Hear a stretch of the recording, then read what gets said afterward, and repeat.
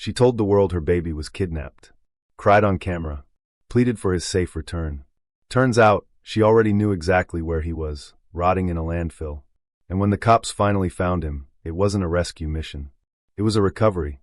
A toddler, 20 months old, discarded like trash. Leilani Simon wanted sympathy. What she got instead was a murder conviction. Welcome to True Crime Radar, where we bring you true crime stories.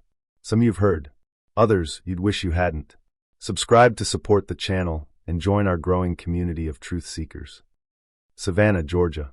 A city known for its moss-draped oak trees, historic squares, and a kind of southern charm that tourists love to romanticize. It's the kind of place where people say bless your heart with a smile and sometimes a knife behind their back. In Chatham County, on the city's east side, sits a quiet neighborhood that, until late 2022, was mostly known for its modest homes and a reputation for being a place where not much happened. A little rundown, maybe, but mostly quiet. That would change fast. It was October 5th, 2022, a Wednesday morning, when 22-year-old Leilani Simon dialed 911. She told the operator her son, Quentin Simon, had vanished from his playpen sometime in the night. The front door was open, she said. No sign of a break-in. No witnesses. No screams. Just gone. A missing toddler in a sleepy suburb? That was enough to send shockwaves through the community. Helicopters were in the air within hours. Flyers went up on telephone poles. Candlelight vigils were planned. And the media? Oh, they swarmed. Neighbors dropped casseroles and condolences. Strangers showed up with stuffed animals. Everyone hoped Quentin would turn up. Alive. Safe. Maybe this was just one of those weird stories with a happy ending. But the police weren't buying it. From the jump, Leilani's story didn't sit right. The details were fuzzy. Her timeline didn't add up. And there was one fact that made investigators zero in on her almost immediately. She was the last person to see Quentin alive. Still, Leilani went on camera. Teary-eyed, she begged for help finding her son. We're just hoping that he's in somebody's house, and they're feeding him, she said. Maybe they thought they were his savior. It was the kind of quote that should have sounded desperate. Instead, it sounded rehearsed. Behind the scenes, detectives already had suspicions. They'd been out to the Simon residence more than once before. There were calls for domestic disputes, reports of drug use. Nothing that screamed homicide, but just enough to set the stage for a very different kind of story. By mid-October, the tone had changed. Authorities weren't calling it a missing person case anymore. They were calling it what it was, a criminal investigation. And the person they were looking at, the same one who had called for help. Leilani Simon, mother of 3, unemployed, living with her own mother, and now, the only suspect in her own child's disappearance. The community was stunned. It was hard to imagine something so horrific playing out in their backyard. Then again, maybe it wasn't that hard. Maybe the signs had always been there, people just didn't want to see them. As search crews combed through fields and marshes, the police made a grim announcement. They believed Quentin was dead. And worse, they thought his body had been dumped in a local landfill. So much for a happy ending. And if that wasn't dark enough, Leilani didn't run. She didn't confess. She partied. Literally. In the days after her son disappeared, she was spotted at a local bar, drinking, dancing, and throwing back shots like her life wasn't crumbling. Because technically at that point it wasn't. Not yet. Let's start with Leilani Marie Simon. At just 22 years old, Leilani had already lived a turbulent life. She was the mother of 3 children, including Quentin Simon, her middle child, and none of them were fully in her custody.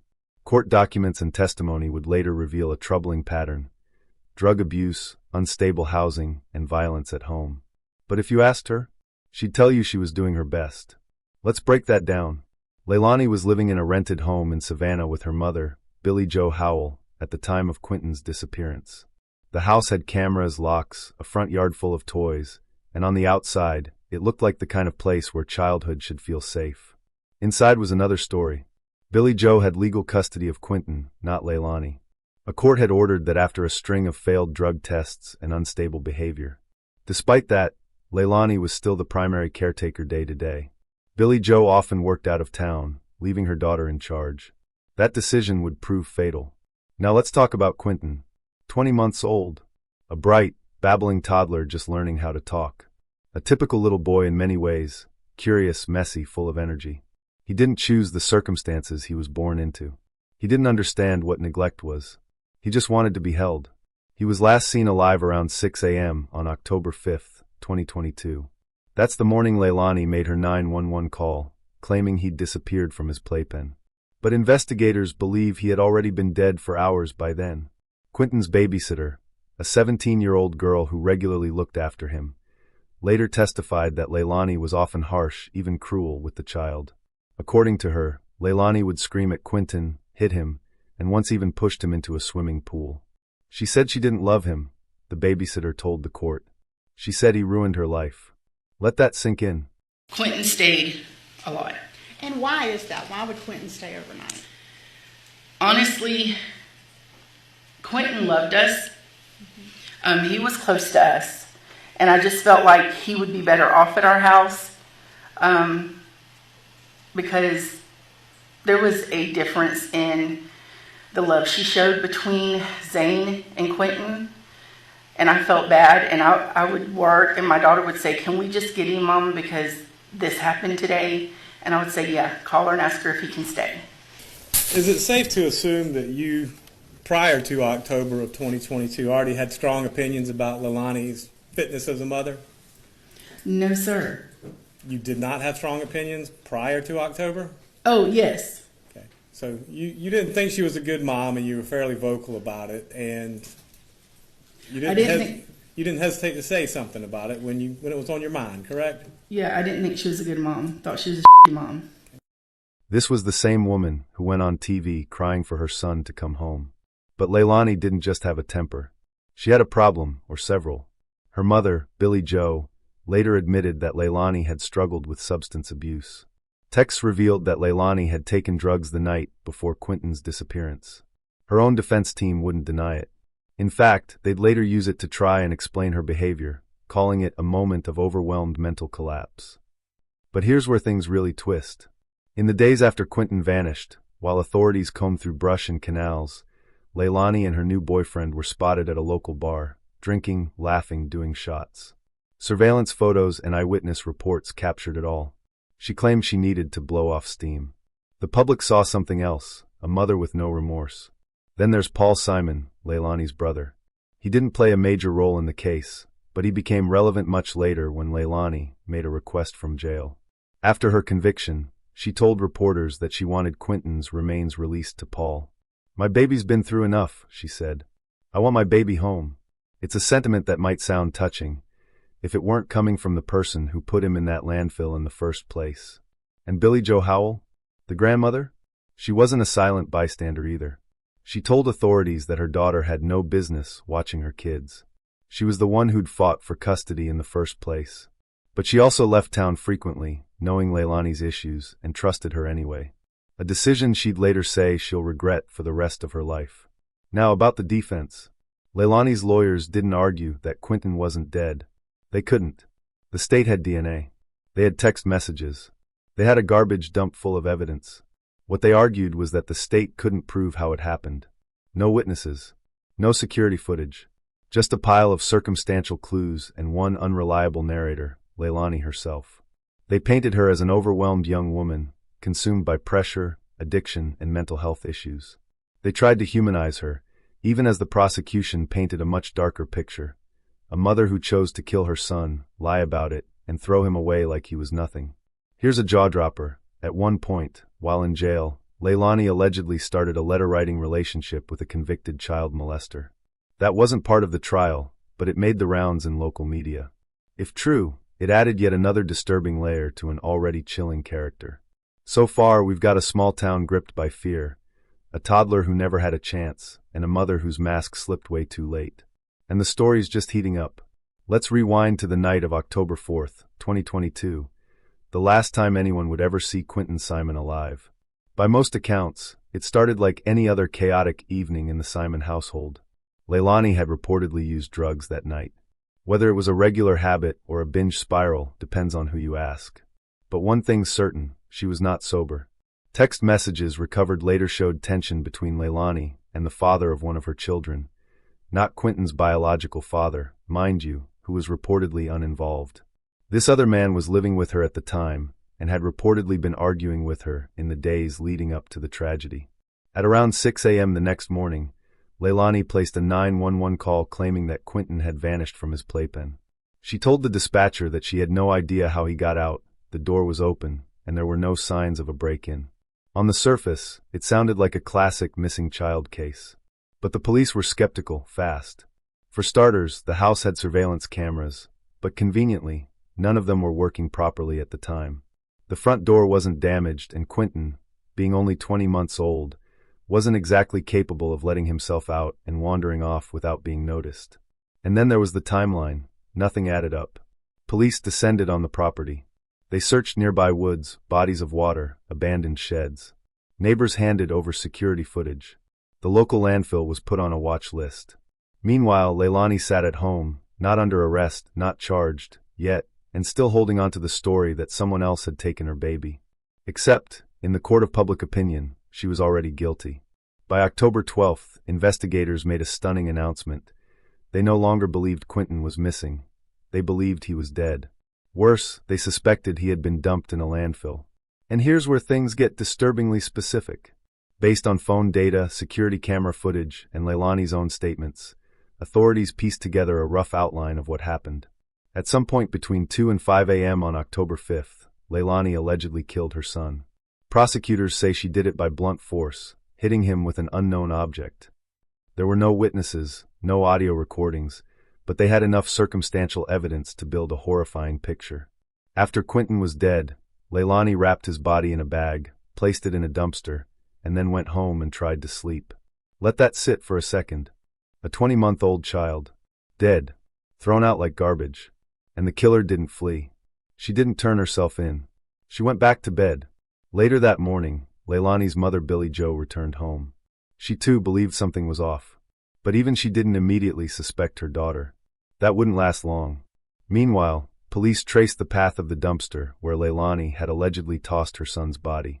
The garbage from that bin had been taken to a specific part of the Chatham County landfill. And so began one of the most grueling searches in Georgia law enforcement history. It took over a month. Investigators, volunteers, and FBI agents combed through thousands of pounds of trash, in protective suits, with rakes and dogs and excavation tools. Day after day, in the humid Georgia heat, they looked for the remains of a child who never stood a chance. On November 18, 2022, they found them. Tiny bones. Fragments of what used to be Quentin Simon. It wasn't much, but it was enough. Forensic analysis confirmed it. The remains belonged to Quentin. And just like that, the case shifted from suspicion to certainty. 3 days later, on November 21st, police arrested Leilani Simon and charged her with malice murder, 2 counts of felony murder, concealing the death of another, and 14 counts of making false statements to law enforcement. The charges were severe, and deservedly so. What's almost more shocking than the crime itself is what Leilani did in the meantime. While the police were tearing through a landfill looking for her son's body, she was seen at bars, drinking, laughing, posing for selfies with her boyfriend. It wasn't just bad optics. It was borderline sociopathic. Even her own mother publicly expressed heartbreak and disbelief. Billie Jo, who had custody of Quentin at the time, admitted she had made a grave mistake by trusting Leilani to care for him. And this wasn't Leilani's first run-in with trouble. She had a history of arrests, including shoplifting and drug possession. Child Protective Services had already been involved. She was supposed to be under close watch. Yet somehow, she had just enough room, and just enough time, to do something irreversible. Quentin's father wasn't much help either. He remained largely out of the public eye, reportedly estranged from Leilani, and uninvolved in his son's life. The babysitter, the neighbors, the community, they were left to grieve a boy they had tried to protect but couldn't save. After the arrest, Leilani maintained her innocence for a while. Her defense team tried to argue that the whole case was circumstantial. No confession, no murder weapon, no clear cause of death. But the prosecution had motive, means, opportunity, and one very telling fact: Leilani's own mouth. In her interviews, she contradicted herself over and over. She said Quentin was kidnapped. Then she said maybe he drowned. Then she said she blacked out. Then she said she couldn't remember. Turns out, she remembered just enough to lie 14 separate times. Her phone showed movements that didn't match her story. Her texts showed panic and evasion. And then there were the facts. No signs of forced entry, no reports of a stranger. Only a broken family, a violent mother, and a child who never got to turn 2. Quentin Simon didn't die in an accident. He didn't wander off. He didn't get snatched by some stranger in the night. He was killed. By his own mother. And the only question left was, would justice be served? Stay with us as we peel back the layers of this haunting mystery. When police received Leilani Simon's 911 call on October 5, 2022, they treated it like a standard missing child report. That lasted for about 5 minutes. It didn't take long for investigators to spot the red flags. First, the timeline. Leilani said she noticed Quentin was missing around 9 a.m. But phone records and surveillance footage showed activity hours earlier, including dumpster runs, inconsistent movement around the house, and long gaps where Leilani went unaccounted for. Then came the contradictions. Leilani gave 14 different statements to investigators. 14. That's not a confused parent. That's someone trying to stay ahead of their own lie. She told one officer she thought Quentin had been kidnapped. Told another she believed he drowned in the bathtub. Later, she said she blacked out from stress. One version included her boyfriend as a possible witness. Another left him out entirely. She changed the timeline, changed the location, changed the tone, but never once offered an ounce of useful truth. Danny seen him when he left to go to work. Okay? So no, he was home. He was in that bed. He was asleep. Right. And we both know that's not true. It is true. He was home. Yeah. He was even Danny. Even he said he seen him before he went to work. So I don't understand how that could not be true. Or how I could have done something to him at what? 1 something in the morning? That's literally physically impossible when he was seen that morning. Right. You understand? Right. I don't know her, my baby. So Danny told us that he can't 100% confirm that he actually saw Quentin in the crib that morning. He told me that he 100% said he seen him. He's told us that he cannot say that. Right? He was in that bed. And that's different than the first night, right?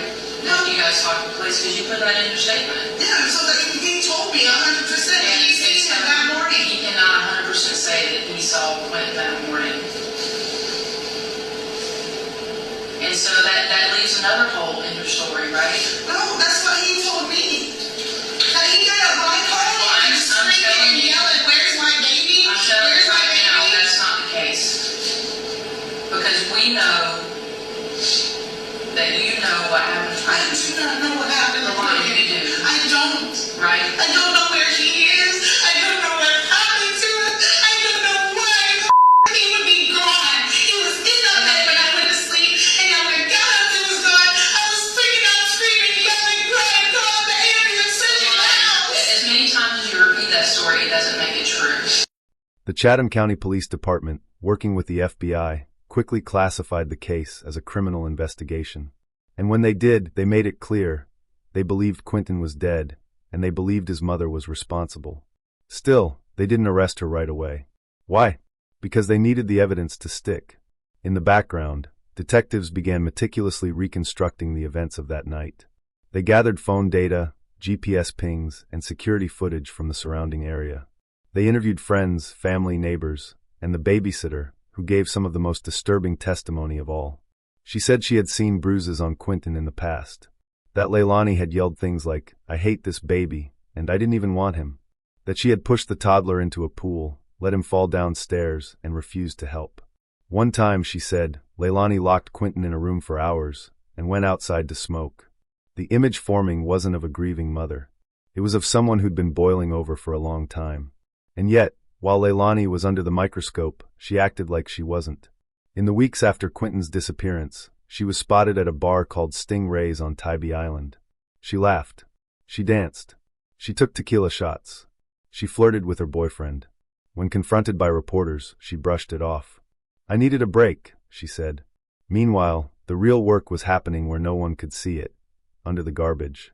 Authorities focused on a specific section of the Chatham County landfill, where trash from Leilani's neighborhood had been taken. They used GPS data and sanitation records to identify the likely window, down to the day and time, when Quentin's body could have been dumped. The search was massive. Crews dug through 1.2 million pounds of trash. They wore hazmat suits. They used cadaver dogs. They worked through rain, heat, and the risk of contamination. For over 4 weeks, they didn't find anything. And then, on November 18th, they found him. Quentin's remains were badly decomposed, as expected, but enough of him was left to confirm the truth. Through forensic testing, the Georgia Bureau of Investigation announced it was Quentin. What the police found next would flip the whole case on its head, and not in a good way.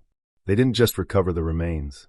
They found pieces of the bag he was placed in, materials that matched what was in Leilani's house, and even DNA evidence linking the trash to her.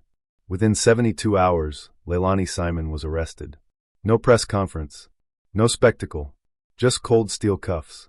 She was charged with 19 counts, including malice murder, 2 counts of felony murder, concealing the death of another, false statements, and making a false police report. And here's the kicker. Even then, she didn't confess. Even when faced with a literal mountain of evidence, from landfill DNA to her own phone movements, Leilani kept spinning her story. But investigators didn't need her confession. They had surveillance, texts, GPS logs, witness statements, and physical evidence from the landfill. She thought she was being clever. She wasn't. At one point, she even Googled things like how to beat a lie detector test and how long does it take for a body to decompose in a landfill. Yes, she literally Googled that. Digital forensics would later pull her entire search history, and the prosecution saved it for trial like a trump card. Every detail she thought she had buried was now part of the state's case, a blueprint of guilt that she had written herself. The investigation wasn't just about solving a crime. It was about proving that no one, not even a mother, is above the law when a child's life is taken in cold blood. And with the evidence stacked high and the lies falling apart, justice was starting to close in. When Leilani Simon was arrested on November 21, 2022, it didn't come with a dramatic police chase or an emotional breakdown. It was quiet, cold, methodical. The Chatham County Police Department simply issued a press release. The mother of missing toddler Quentin Simon had been charged with murder. By the time the trial began in the fall of 2024, the world had already passed judgment. The footage of Leilani at the bar after her son's disappearance had gone viral. Her 911 call had been picked apart by online sleuths. Her social media history? A dumpster fire of bad parenting memes and half-hearted denials. And then there was her behavior in jail. According to multiple reports, while in custody, Leilani Simon began writing letters to a convicted child molester. Romantic letters. Friendly letters. Whatever the label, it added a grotesque subplot to an already disturbing case. And while it didn't come up in court, it certainly shaped public opinion. But the trial itself? That was all about facts. Leilani faced 19 charges, the most serious being malice murder, 2 counts of felony murder, concealing the death of another, false reporting, 14 counts of lying to investigators. The prosecution didn't waste time. Their argument was simple. Leilani Simon killed her child, not by accident, not in a panic, but with intention. They laid out the timeline, the drug use, the argument the night before, the early morning movements tracked by GPS, the dumpster, the landfill. They showed the jury her text messages, her lies, the search history, including one standout gem. How long does it take for a body to rot in trash? And then came the bombshell testimony. Quentin's 17-year-old babysitter took the stand. She told the court that Leilani had often been abusive toward Quentin. She had yelled at him, hit him, locked him in rooms alone. She told me she didn't love him, the babysitter said, holding back tears. She said he ruined her life. The courtroom went silent. The defense had a steep hill to climb. Their strategy? Lean into mental health. They painted Leilani as a young, overwhelmed mother, failed by the system, dealing with substance addiction, trauma, and undiagnosed mental illness. They never explicitly denied Quentin's death. What they denied was intent. This wasn't malice, her lawyer said. It was a moment of mental collapse. The jury didn't buy it. Not after the bar photos. Not after the lies. Not after the fact that Leilani didn't report the death, didn't try CPR, didn't tell anyone. She didn't break down. She threw her child in a dumpster and tried to move on with her life. On October 25, 2024, after just 6 hours of deliberation, the jury returned a verdict, guilty on all counts. Malice murder, felony, life with the possibility of parole. Count 2, felony murder, vacated by operation of law. count 3 felony murder. And we're staying on top of breaking news in Chatham County, where a judge sentenced the mother found guilty of murdering her toddler son and dumping his remains in the trash. WJCL 22 News' Andy Cole joins us live outside of court. Andy, what can you tell us? Yeah, Riley, life plus 10 years with a possibility of parole after 40 years in a Georgia state prison. That is Leilani Simon's sentence. The Savannah mother found guilty of beating her toddler son to death before throwing his body into a trailer park dumpster. Now, this certainly was a heavy sentence, but a far cry from what the state had originally recommended. Several people today at this sentencing hearing spoke on behalf of Leilani, many of whom we hadn't seen throughout the entire trial. Her mom, Billy Joe Howell, her stepdad, Thomas Howell, her aunt, who admitted she raised her for a good portion of her life. Her brother spoke, and a childhood friend. Many of them were incredibly emotional, and so was Leilani. Her stepfather, Thomas Howell, of 12 years, took the stand and asked the judge for mercy. Give her a chance, he pled, acknowledging that chance may come after he passes away. Judge Tammy Stokes didn't hold back during sentencing. This community has been shaken to its core, she said. You were entrusted with a life, a child, and you discarded him as if he were garbage. She sentenced Leilani to life in prison with the possibility of parole, plus 10 additional years for concealing Quentin's death. But here's the thing, parole isn't even on the table until she's served at least 40 years. So yes, there's a technical possibility she could walk free one day, but don't count on it. After sentencing, Leilani made a final request. She wanted Quentin's ashes to be released to her brother, Paul Simon. My baby's been through enough, she said. I want my baby home. Coming from the woman who put him in a landfill, that request landed like a gut punch. The courtroom was still. There were no objections, just disbelief. In court, she never took the stand, never showed real remorse, never explained why. And maybe that's the part that haunts people the most, that she never gave a reason for taking her child's life.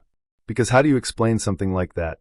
The story of Quentin Simon is one that shouldn't exist, not in a world where safety nets are supposed to catch the most vulnerable, not in a home that should have been his sanctuary. But it does. It exists in court records, crime scene photos, tear-streaked interviews, and landfill excavation logs. It exists because one woman had every chance to do the right thing, and chose the worst thing instead. Leilani Simon didn't just fail her child. She betrayed him. She betrayed her family.